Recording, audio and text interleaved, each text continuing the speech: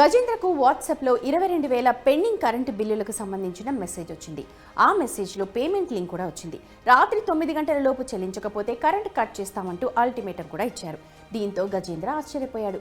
ఫ్లాట్లో prepaid metre ఉంది, separate bills ఇప్పటికే చెల్లించాడు. గజేంద్ర ఈ ఫ్రాడ్ మెసేజ్ను వెంటనే గుర్తించి దానిని డిలీట్ చేశాడు.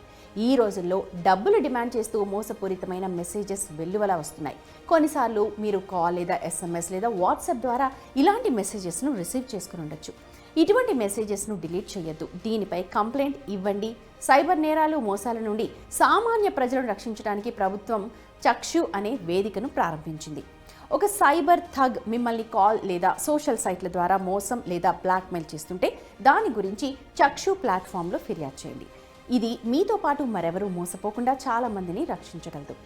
డిపార్ట్మెంట్ ఆఫ్ టెలికమ్యూనికేషన్స్ అంటే మొబైల్ వినియోగదారుల భద్రతను పెంచడానికి సంచార్ సారథి పోర్టల్ను మే 2023లో ప్రారంభించింది. టెలికాం సేవలకు సంబంధించిన ఫిర్యాదులను ఈ పోర్టల్లో నమోదు చేయొచ్చు.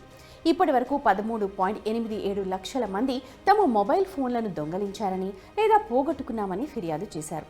పోలీసులు ఇతర దర్యాప్తు సంస్థల సహాయంతో 7.37 లక్షల మొబైళ్లను రికవరీ చేశారు. ఇది మాత్రమే కాదు, వివిధ మోసాల్లో బాధితులు పోగొట్టుకున్న 1,008 కోట్ల రూపాయలు తిరిగి వచ్చాయి.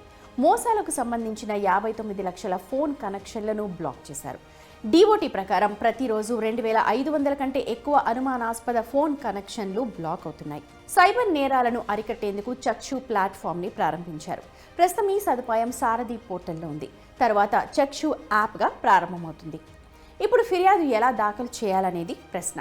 చక్షుపై మోసం, బ్లాక్మెయిలింగ్కు సంబంధించిన ఫిర్యాదును దాఖలు చేసే ప్రాసెస్ చాలా ఈజీ. దీనికోసం మీరు సంచార్ సతి పోర్టల్లోకి వెళ్ళాలి. హోమ్ పేజ్ దిగువన సిటిజన్ సర్వీస్ ఆప్షన్ కనిపిస్తుంది. అక్కడికి వెళ్ళి రిపోర్ట్ సస్పెక్టెడ్ ఫ్రాడ్ కమ్యూనికేషన్ చక్షుపై క్లిక్ చేయాలి. ఆపై కంటిన్యూ బటన్పై క్లిక్ చేయాలి. ఇక్కడ ఒక విండో ఓపెన్ అవుతుంది. ముందుగా మీరు కాల్, SMS, వాట్సాప్ ఏ మీడియం ద్వారా సంప్రదిస్తున్నారో దాని డీటెయిల్స్ నింపాలి. సస్పెక్టెడ్ ఫ్రాడ్ కేటగిరీని సెలెక్ట్ చేయండి. క్రైమ్ కేటగిరీని ఎంచుకోండి. ఇక్కడ మీకు చాలా ఆప్షన్స్ ఉంటాయి. బ్యాంక్ ఖాతా, KYC, క్రెడిట్, డెబిట్ కార్డులపై మోసపూరిత లావాదేవీలు, గ్యాస్, ఎలక్ట్రిసిటీ కనెక్షన్ లేదా ప్రభుత్వ అధికారి నుంచి బెదిరింపులు, ఇలాంటి వాటి పేరుతో బెదిరింపులు, అశ్లీల ఫోటోలు, వీడియోలు, అభ్యంతరకరమైన లేదా అనుమానాస్పద కాల్స్ లేదా మెసేజెస్ ఆప్షన్స్ ఉంటాయి. నేరం ఏ రకానికి చెందిందో చూసి ఆ కేటగిరీని ఎంచుకున్న తర్వాత ప్రూఫ్ కోసం స్క్రీన్ షాట్ని అటాచ్ చేయండి. ఆ తర్వాత దశలో కాల్ లేదా మెసేజ్ వచ్చిన తేదీ, సమయాన్ని నమోదు చేయండి. దీని తర్వాత మీరు మీ కంప్లైంట్ వివరాలను 500 పదాల్లో సమర్పించాలి. తర్వాత పేరు, మొబైల్ నంబర్ను ఎంటర్ చేయాలి. రిపోర్ట్ను వెరిఫై చేసేందుకు మీ మొబైల్ నంబర్కు OTP వస్తుంది. OTP ఎంటర్ చేసిన వెంటనే కంప్లైంట్ నమోదవుతుంది. చక్షుపై ఓ వ్యక్తి ఫిర్యాదు చేసిన వెంటనే దానికి సంబంధించిన ఏజెన్సీలు యాక్టివ్ అవుతాయి. కాల్ లేదా మెసేజ్ వచ్చిన నెంబర్ని వెరిఫై చేస్తారు. వెరిఫికేషన్ ఫెయిల్ అయితే ఆ నెంబర్ బ్లాక్ అవుతుంది. ఈ విధంగా చక్షు, టెలికాం కంపెనీలు, RBI, లా ఎన్ఫోర్స్మెంట్ ఏజెన్సీలు, బ్యాంకులు, ఆర్థిక సంస్థలు, సోషల్ మీడియా ప్లాట్ఫామ్లు, గుర్తింపు పత్రం జారీ చేసే అధికారుల మధ్య సమాచార మార్పిడి, సమన్వయ ఏజెన్సీగా పనిచేస్తుంది. పర్సనల్ ఫైనాన్స్ నిపుణుడు జితేంద్ర సోలంకి మాట్లాడుతూ సైబర్ మోసాల సంఘటనలు వేగంగా పెరుగుతున్నాయని, దీనికి ప్రధాన కారణం ఈ విషయాలపై ఫిర్యాదు చేయడానికి ఇప్పటివరకు సరైన వేదిక లేకపోవడమే అన్నారు. పెద్ద సంఖ్యలో మోసానికి గురైన బాధితులు ఫిర్యాదు చేయాలనుకున్నా చేయలేరు.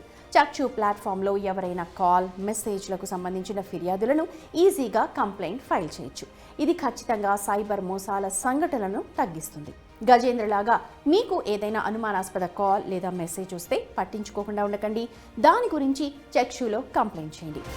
ఈ ప్లాట్ఫామ్ బ్యాక్ ఎండ్ రిపోజిటరీగా పనిచేస్తుంది. దీని ద్వారా మీరు చాలా మందిని మోసం నుంచి రక్షించవచ్చు.